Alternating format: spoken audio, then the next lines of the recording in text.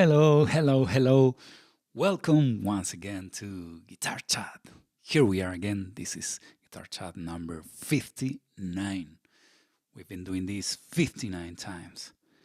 And if you're at the other side of the screen, that means we're already family, you and I. Yes, yes. And as you know already, Guitar Chat's brought to you by Vegatrem, the best tremolo systems in the world, for sure. Well, if you're not subscribed, this is the time to do it. Why? Well, because if you're subscribed, first of all, you're going to be a lot cooler than you are right now. Also, give us a like, leave a comment too in any of our live streams, because only by doing so, you're going to be eligible to win one of these amazing t-shirts that I have here, okay? It's that easy. It's the only thing you have to do. If you don't like YouTube, if you would rather watch us through Facebook, well, you can also give us a like on Facebook on our official Vegatrem Facebook page. By that, you will be also eligible to enter into our t-shirt giveaway. And now I'm going to say the name of last show's winner. So the winner of last show's t-shirt giveaway is Fran Dori. That's his name, Fran Dori. Eres el ganador del giveaway del sorteo de nuestra camiseta. Así que, bueno, nos pondremos en contacto contigo para mandártela a casa. Congratulations, we're going to get in touch with you to send you this amazing t-shirt. So, yeah, there you go. Also, we have a discount code that we display here at the bottom part of the screen at any moment of the show. So, yeah, you need to watch the whole thing if you wanna know that discount code. And with that code, you can go to our website and make your purchase, and you're gonna get a 15% discount, which is awesome. You can also use it for for more than one bridge. You can purchase as many as you want, but you can only use it once. That's the only thing. And this discount code would be available till 48 hours after the broadcast of this show. Another way of getting a VT1 at a very, very nice price, well, probably the nicest price ever because it would be completely free, would be by participating in our Vegatrem challenge. Do you know what it is? You want to know what it is? Check this out. If you play guitar and want to be part of the Vegatrem family, listen to this. We are introducing the Vegatrem Challenge. Each month, we will propose a piece of music for you to play. It could be a lick, a phrase, a riff, etc. You will have to learn it and make it your own. You can use it in any way you want. You can change the tempo, you can change the fingering, change the key, change the harmony. We want you to be yourself. Each month we will announce a new Vegatrem challenge. Once you learn it, you can start making your video. Then follow these steps. Number 1, follow us on Instagram. Number 2, subscribe to our YouTube channel. Number 3, tag us on your video. Number 4, use the hashtag Vegatrem Challenge. Among all the participants, we will choose the best one, and the winner will have a brand new VT1 for their guitar. The name of the winner will be revealed on the first edition of each month on our podcast, Guitar Chat. Are you ready? Well, don't miss this and grab your guitar. Okay, so that is the Vegatrem Challenge. Now you know how to participate, and we're gonna see the participants that we have last month, last February. After that, I'm gonna say the name of the winner.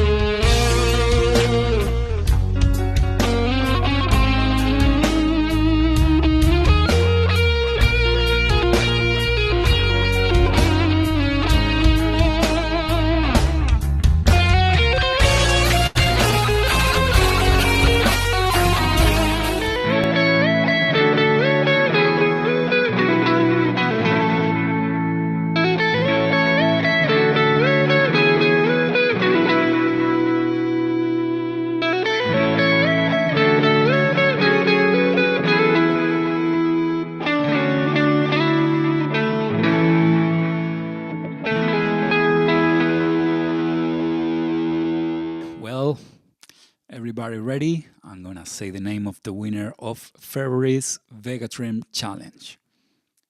His name is Anton Strings.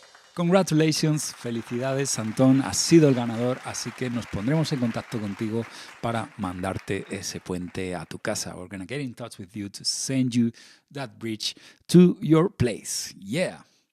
The rest of you, no worries. Every month you have a new chance, you have a new opportunity.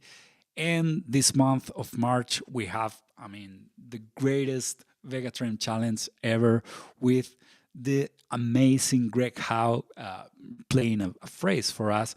So yeah, that's what you have to learn this month. Grab your guitar and make sure you send us your video so you can win another VT1.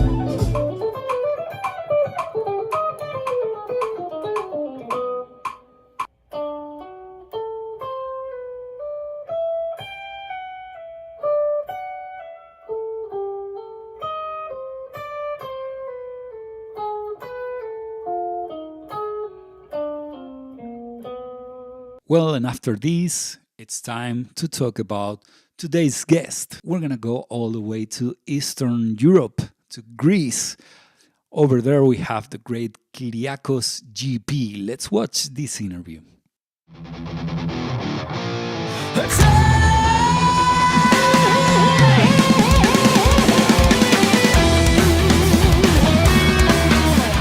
In this episode of Guitar Chat, we have the pleasure of talking to Kiriakos GP. He's a highly experienced and world-class recognized solo artist and session guitarist from Greece, who has won several awards and competitions.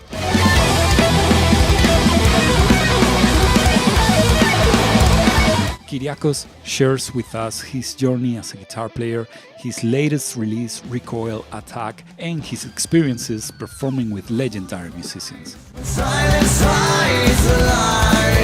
Don't miss this exciting episode of Guitar Chat.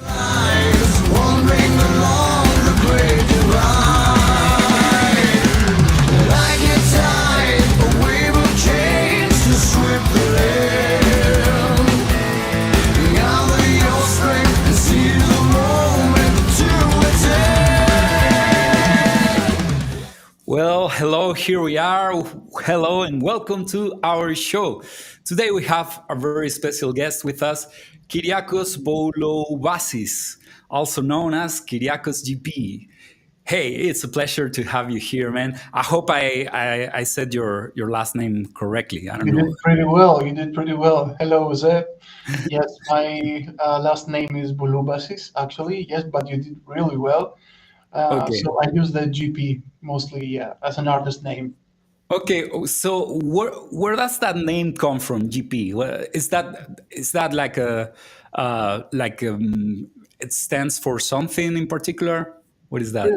Pretty simple. It's guitar power, just that. Oh, nice. Okay, Yeah. Kiriakos Guitar Power. I like that. That's pretty cool. That's awesome. Yeah. Okay, it's pretty crazy because you're from Greece, of course, and I have some friends from Greece besides you, and it's cool because Greeks and Spaniards, we have pretty much the same phonetics when we talk. So Exactly. Greek people speak Spanish very well once they learn it. They speak very, very well. They almost have no accent whatsoever because the phonetics are pretty similar, I guess, right? Yeah, I remember myself when I visited the States for the first time and I spoke Greek and I asked an American guy, "How does it sound to you?" And he said like Spanish, you know. That's So right. you're right.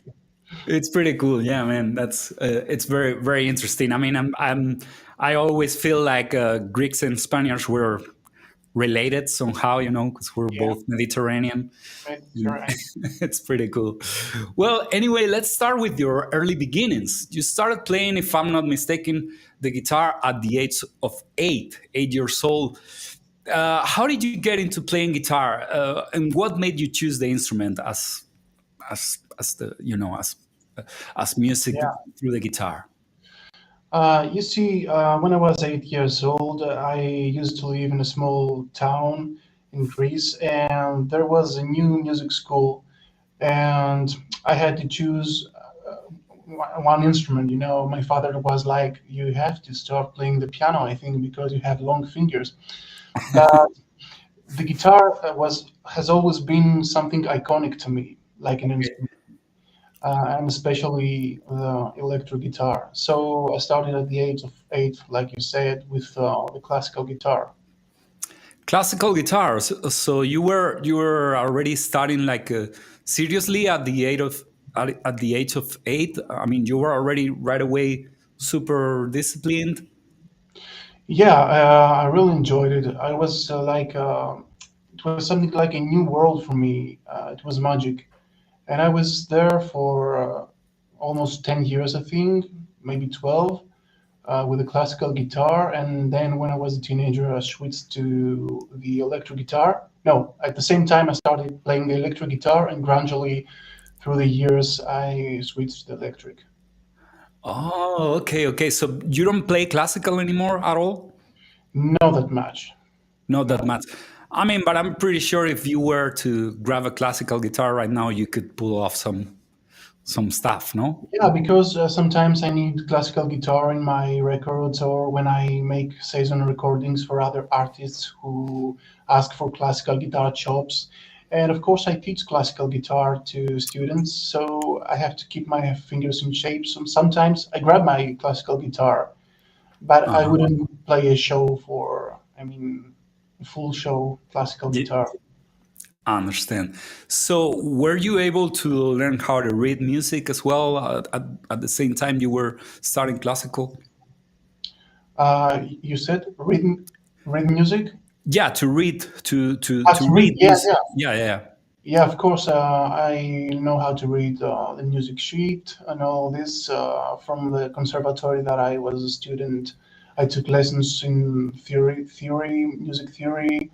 Uh, yeah, Awesome, because normally it's kind of difficult for guitar players compared to other instruments. yeah, I'm pretty sure you have a hard time with your students, right? Trying to convince them to to learn yes. how to read. It's a little bit difficult in the beginning, but you just need to be methodically Uh huh. and one thing at a time, and then you can help your students to be able to read the music sheet. Yeah. Of course, and I'm pretty sure it's a very very important skill, especially if you're in the classical world. But Yeah. has it been useful for you as well in the rock and roll realm of music? Maybe sometimes when I wanted to transcribe on electric guitar some classical guitar songs, and I Uh can't huh. find the tablature, or it's very hard for me to make it by ear. Then I'm looking for the notes in a music sheet to help me make it. Yeah. Awesome. Yeah, yeah, yeah. Do you also, for instance, if you work for someone else, for instance, if you are doing a session or if you're recording, do you also use it in those instances as well? Not that much. I think mostly I use tablature, or I'm gonna show licks and chops to someone. So no, I wouldn't say that. Uh huh. Yeah. Okay, okay. So how was the switch from the classical guitar to the electric? To Why the did you decided to go for the electric guitar? Yeah, as I said, electric guitar used to be iconic to me. Okay. And at some point when I was 11 years old, I think, um, I listened to the song "Smooth" by Carlos Santana, and Okay.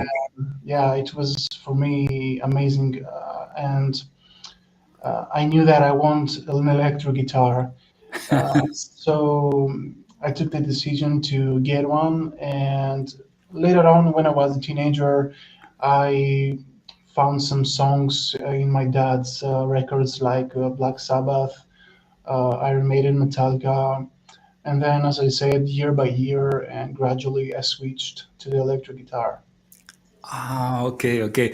So I mean, your first love for electric guitar, we can say it was through Carlos Santana. Yeah, Carlos, the first time and forever, my favorite guitar player, is a huge inspiration. Awesome. You know what? It's very interesting because according to the style you play, I would have never guessed that. You know, because I see you more like a hard rock, heavy metal kind of player. But it's very interesting. So is he still your number one inspiration? Yeah, I mean that now. Actually, I'm not going to play his songs. I mean to learn new songs from him. Of course, sometimes I play some of his older songs just for fun. But Carlos was the inspiration for me in terms of emotional guitar playing. So Hmm. sometimes I need to be emotional in some ballads, or when I sometimes jam over a fusion backing track. His style is very emotional. His notes are very important every time. So that's what I do with Carlos. Of course, through the years, I met new guitarists and more in the shred zone, but Yeah. Carlos is always here. That's awesome. There's always something about the first, the first influences that stick with you for the rest of your life, right? I mean, that happened to me with maybe Jimi Hendrix, Deep Purple, and Led Zeppelin, right? But I'm pretty sure that happened to you as well with Santana and who else, maybe. Yeah, like you said, these guys are like superheroes to a kid that for the first time he comes closer with his sounds. So Carlos Santana, yeah, I would say Gary Moore also. Oh yeah, man. Yeah, Gary Moore. Still Got the Blues was an iconic song that really inspired me and still keeps me inspired sometimes when I'm a little bit frustrated with those, speed licks. I need just to calm down and relax. Then I'm gonna play a little bit of Gary Moore. Uh huh. Of course, Gary Moore has those bands. Those bands are the epitome, in my opinion, how to be played, and the Oh yeah. vibratos. So I teach some of his songs to my students. Uh huh. So yeah, Gary Moore, BB King. Nice. Really like BB King. Uh Yeah. huh. And what about in terms of shredding? Who are the shred masters that you studied throughout your life? Well, pretty much I'm into the 80s era. I like the 80s guitar players, like George Lynch, Hmm. Yngwie Malmsteen, Jason Becker, of course, EVH, Of course. Van Allen, yeah. And through the years, I started playing songs from modern guitar shredders like Andy James, Jeff Loomis, Mikey Romeo. I Okay. think these guys are my all-time favorite. Nice, nice, nice. Wow. Well, now that you're talking about Andy James, of course, I have to ask you because you have participated in live shows, contests, clinics, and supporting acts as well.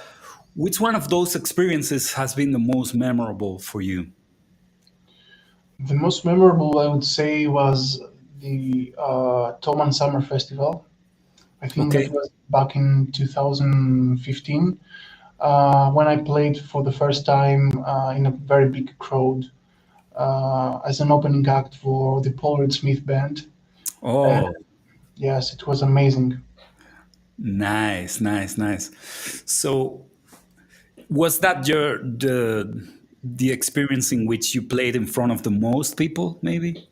Yeah, yeah, that's what I said. Actually, it was the first time I saw so big audience. It was so many people. It was great.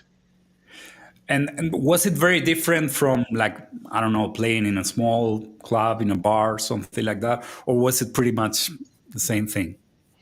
It was a lot different, and I was impressed by how organized these guys were at Tomon.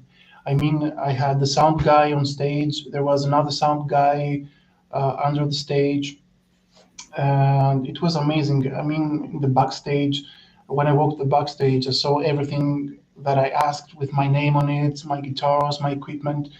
It was really great, great, yeah. Because you see, in most clubs and small bars, you have to take care of everything.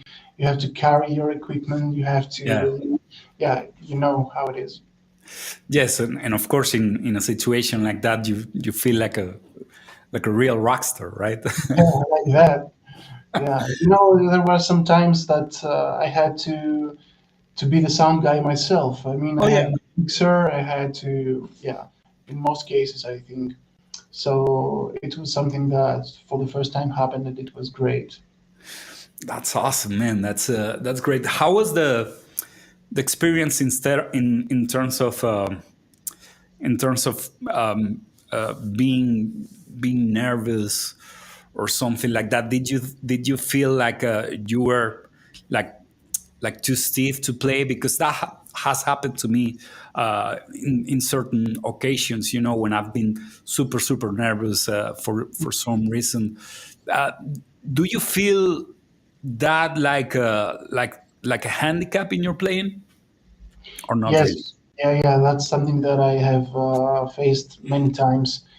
Um, and I'm still working on it. I mean, every time is like the first time, and you just have to be very well prepared. That's what I do. For example, I remember that time, like you said, the Toman Summer Festival. For 3 months, I was trying to pretend that I'm on that stage and playing when I was in my home, you know. Uh-huh. And yeah, I was nervous, but I think the so many rehearsals, I was very well prepared, and I did pretty well. Of course, in the backstage, I warmed up my fingers, and you see, at some point, Paul Smith himself saw me practicing, and he came to me and he was like, I used to play with an Ibanez back then, and he was like, "Oh, that's a nice guitar," and I was like, "Yeah, yours are better," something like that. I forgot what I said, but he really helped me to feel better, and Uh-huh. it was great experience, of course. And I realized how important is the preparation because I had an issue at some point. I remember I started losing the sound on my monitor, and it came back after 30 or 40 seconds. I can't remember. And I found myself be just on time, like never happened. Oh Uh, wow. Okay. I was playing without listening anything, but I was so good rehearsed that my fingers like autopilot, automatic pilot, something like that. Yeah. Yeah, so it's very important to be very well prepared for everything. Yes, it is indeed. Indeed. Recently, someone told me that, for instance, Joe Satriani, every time, I mean, when he's preparing a new tour, they play the whole set twice a day for 2 weeks. You know, so that's how they prepare the whole tour, and that's actually being a professional, right? Because if you do Yes, that, no matter what happens along, no matter what happens on the road, you're gonna be consistent, right? Because you're already able to play the whole set like with your eyes closed or reading the newspaper. It's the only way it's done, right? yeah, exactly. Because you see, a few years ago, I wouldn't believe that because I wasn't that experienced from that point of view. But now, even if you didn't tell me that, I would be sure that Joe and every rock star, every guy like Joe Satriani prepares very well his show many times a day. I mean, maybe they play together as a band twice a day, like you said. But Hmm. I bet that he plays the set at his home Yeah. many times too. So it's very important. Yeah, I bet he does. Yeah, I bet so too. That's right. Well, let's also talk about the awards. You won several awards and competitions, including the Andy James World YouTube Guitar Contest. And also, if I'm not mistaken, the Lee Ritenour Six String Theory competition. What do these awards mean to you, and how have they helped through your career? Yeah, the first one that you mentioned was back in 2014. Okay. Yes, it was a contest that Andy James organized on YouTube. I took part there, and like you said, I came in the first place. It was very important for me because I had my YouTube channel from 2008, Okay. and I didn't have that much of exposure. But after that contest, I got so much exposure, and Hmm. it helped me this way from the one side. And on the other side, I came in touch with some brands and some manufacturers. I started some endorsement deals. Uh, Nice. yeah, it was like a snowball effect afterwards.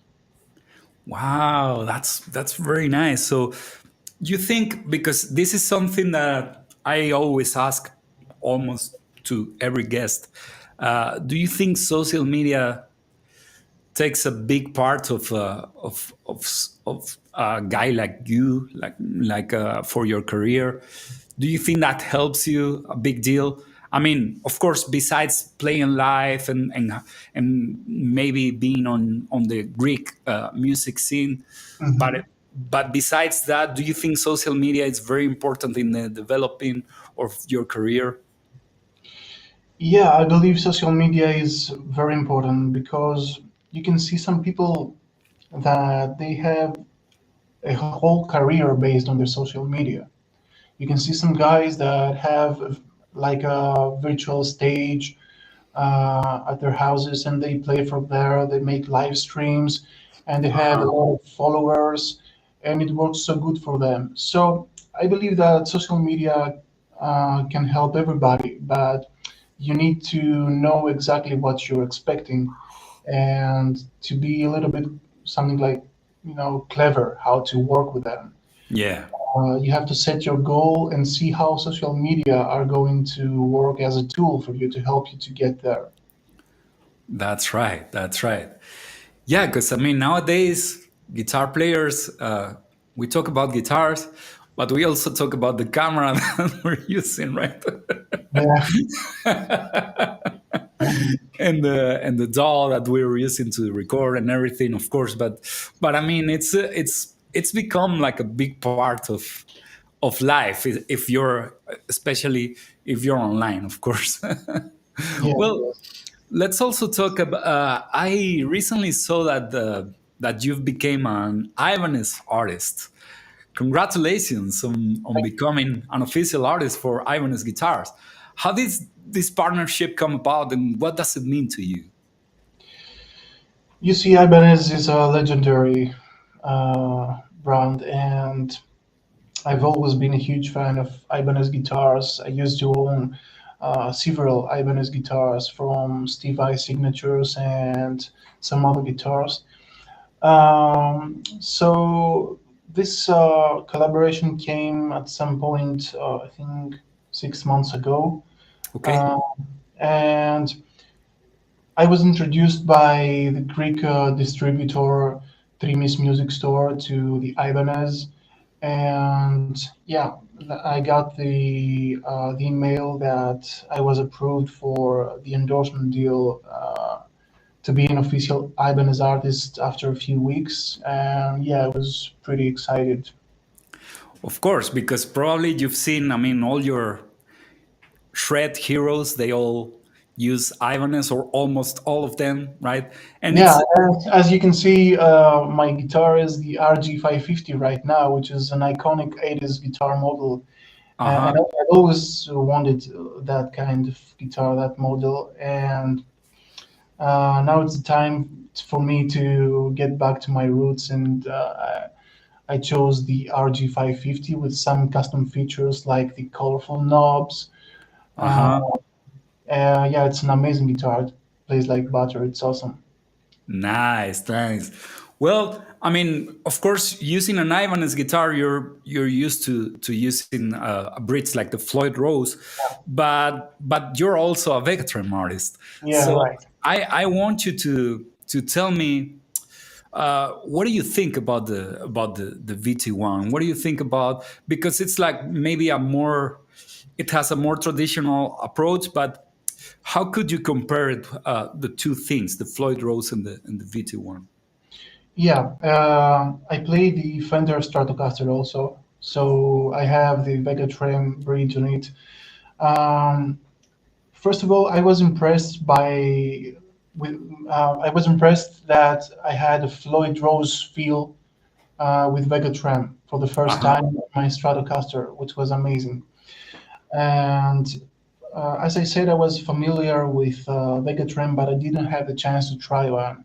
So the Yeah. first time I tried them back in show 2022, I was impressed by how smooth they are. Hmm. They play like butter, and you see, Floyd Rose is a little bit needs a little bit strength. Uh, Okay. it's not that smooth. Sometimes if Hmm. you overuse it, you feel pain in your wrist or something like this. But Okay. something that I have never experienced with Vegatrem until now, which is very important because I use the bridge a lot in my songs and in my improvisations. I like the dive bombs and all that kind of stuff. Uh-huh. So it's pretty important for me to feel free because if I feel stiff my wrist, then my technique lacks in terms of flexibility, even my guitar Yeah. pick. Yeah. Hmm. So I would say that it's safer for my hand to play with Vegatrem. Uh, Hmm. of course, it's very reliable, stays in tune, very easy to install. I was impressed from this also. And yeah, it's amazing work. Nice, nice. Well, we're happy to have you in the family, of course. Well, now that you're talking about your playing, I want to talk about your band as well, Indominance, right? You are the composer and lead guitarist for the band.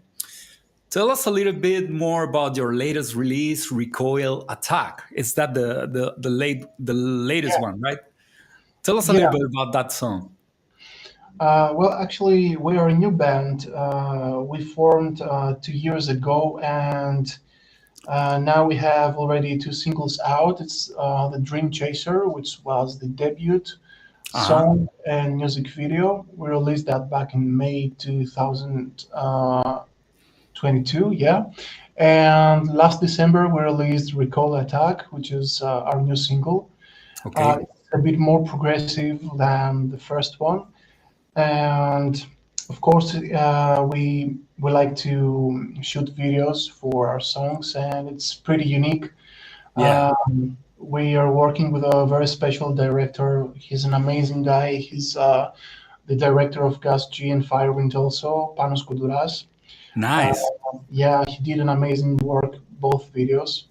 And Hmm. now we are working on new songs. We're in pre-production process, and our ambition is to release our first EP this year.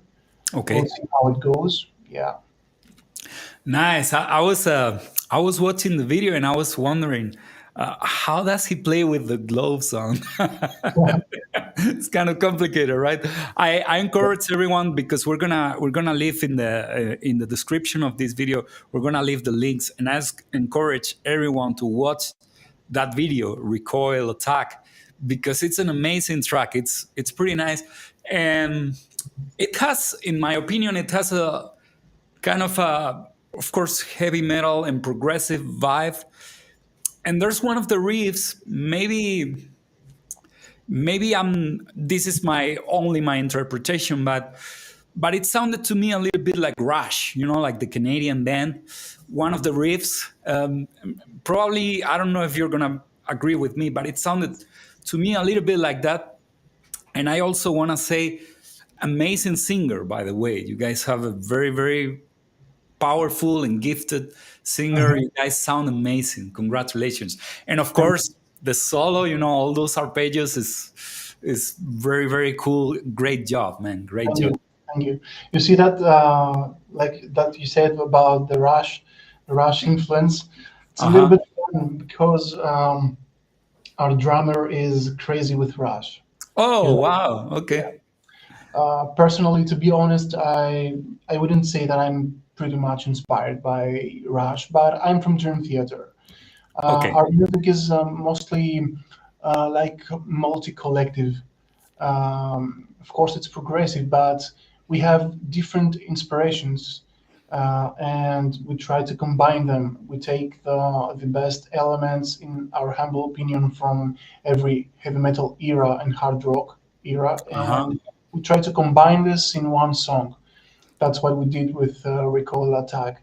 So our drummer brings the Rush inspiration Okay. to this, and I believe he's gonna love what you said right now if you see the interview. Yeah, and of course, Stavros, the vocalist, is a great singer. Yeah, and we're very happy to have him in our band. It was a little bit difficult in the beginning because we couldn't find a bass player for to be, a permanent member. We had to try several bass players. They Hmm. had day jobs. It was difficult to focus on the band and be there in our rehearsals. Okay. But just the last December, we were lucky and we got Kostas, our new bass player, who's very good, and we're very happy to be a full band right now. And uh, we go for studio and recording, and we're looking forward to hit the stage too. Nice, nice. Well, seems like you guys are very, very mature, all of you as musicians, and I mean it shows because it sounds like a very powerful heavy metal band. How's the music scene, the rock and roll scene in Greece? Do you guys have a lot of places to go play, a lot of festivals? How is that? Well, in Greece, heavy metal music and hard rock music is not very popular, but there are places that you can perform all over the country. You can see some great. You can find great places to schedule live shows. Hmm. And you see, the thing in Greece is that even if it's not very popular to for people to listen to heavy metal music or hard rock, we have some great bands that do great job out there. They play world tours like Septic Flesh or Firewind, Gas G, which is pretty awesome. And yeah, we have some places, of course, to play. There are some festivals in Greece also, and we're looking forward to take part. Nice, nice. Well, I see you guys are eager to go for it and to achieve success, and I think you guys have every ingredient to be a very successful band. So I really Thank you. encourage you to keep working on it. Thank you, Uh, Jose.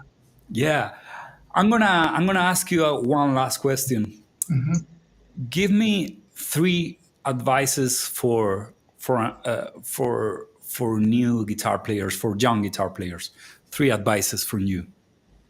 For the young guitar players, Yeah. okay, I would say that discipline is the most important thing when you're practicing. Okay.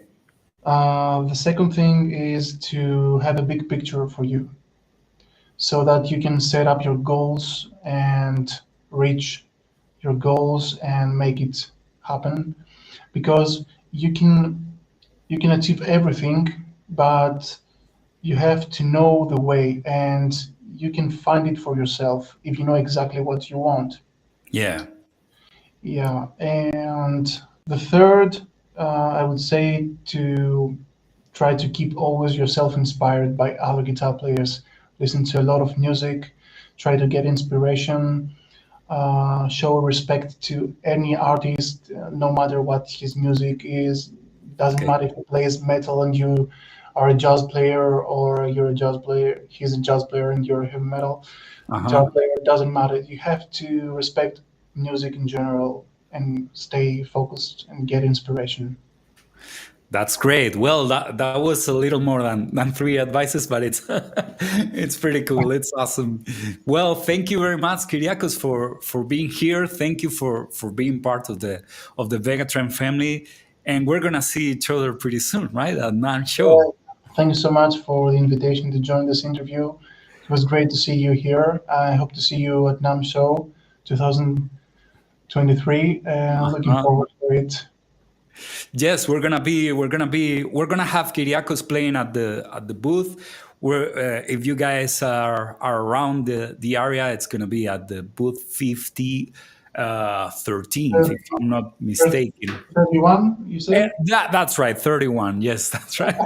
You know it better than me. 50 31.